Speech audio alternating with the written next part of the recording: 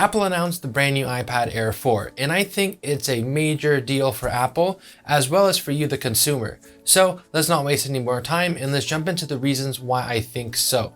Now let's get the price out of the way. I think that's the first question a lot of people are asking. So the iPad Pro starts at $799, but this iPad starts at $599. And I think that's a huge value. That $200 that you save can be spent on the accessories that you're most likely going to need to buy anyways. And that's going to be the Apple Pencil 2. You can buy a Magic Keyboard for it, and that's a big plus too. You can use the Magic Keyboard. You can also buy the screen protectors, Apple Care, whatever you need that you're going to be purchasing for the iPad to set yourself up for school or whatever use case you're using it for. And even though for that $200, you're not going to get the same features, you still get a lot for your money. So let's talk about those features that we're going to be getting with the iPad Air 4. First off, let's talk about this brand new design. So you get basically a iPad Pro design, but with a slightly larger bezel.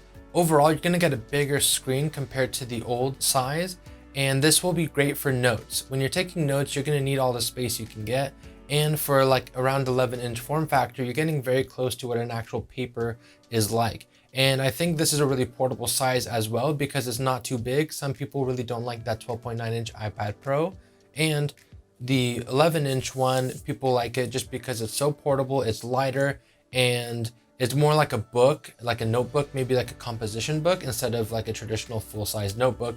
But overall, I think this is a great value for that screen size.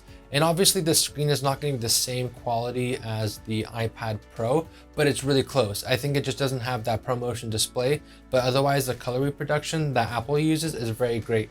So you're not going to really miss out on having that screen feature that the iPad Pro has. On top of that, you get Touch ID instead of Face ID. And I think this is huge. I have the iPad Pro 12.9-inch, and I always have to lean over my iPad if it gets locked up during lecture to unlock it. And this gets really annoying. But with the Touch ID sensor, all you have to do is just tap your finger on it, or you can set multiple fingers and it'll unlock for you without you having to take off your mask or without you having to reorient your body to unlock it. And this is really cool because in lecture, you don't really want to be sitting around kind of going like this to unlock your iPad. And now you don't have to. Another great feature you're going to get out of this new design is having the ability to use the Apple Pencil 2 because it now supports it. With Apple Pencil 2, one, you don't have to worry about losing it because it just sticks like a magnet to your iPad. It's not that strong with some cases, so watch out for that. But the important thing is that it'll help you with taking notes. For one, it's more comfortable writing with it.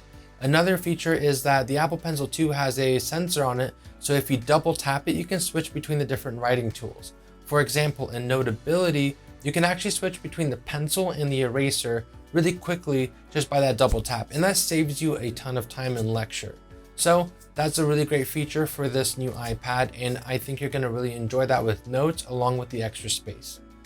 Aside from the Apple Pencil, you're also going to get a USB Type-C port, which lets you connect these hubs that give you all these extra ports like HDMI out, the micro SD card slot or the SD card slot, and USB-A ports. This is huge because it'll actually give you those ports that make it function more like a laptop or computer replacement.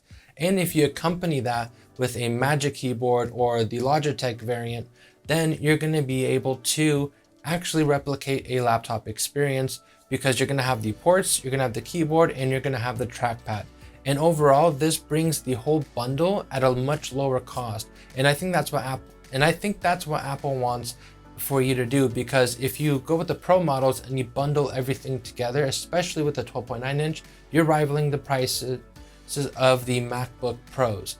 And that's a steep price, and I think saving the couple $100 is going to help you in the long run. And especially if you go with the Logitech case and save, I think, like $150 on the keyboard, you're going to be in really good shape to save a lot of money and also to get your kind of dream iPad setup. Lastly, let's talk about the performance. This is going to be iPad Pro level quality performance because you're going to be able to do things like editing 4K video on this iPad.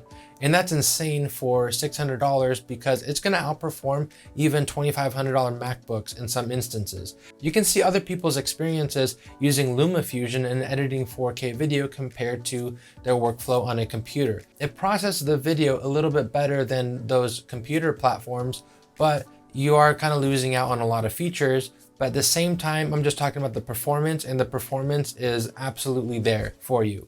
Also, if you do any other creative work like editing photos and all that kind of stuff, you're going to be able to do that no problem at all. And this device will last you long term.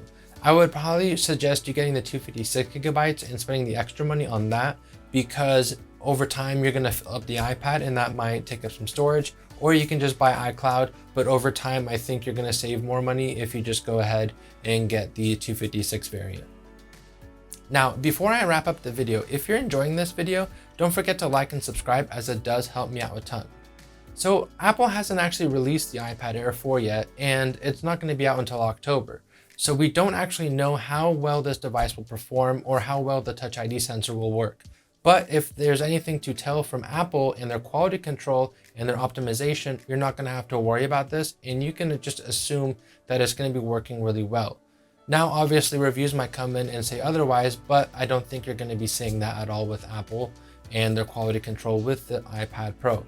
So don't forget to check this device out instead of getting the iPad Pro if you're looking to save a little bit extra money, or if you don't need the extra features, because this device is highly capable.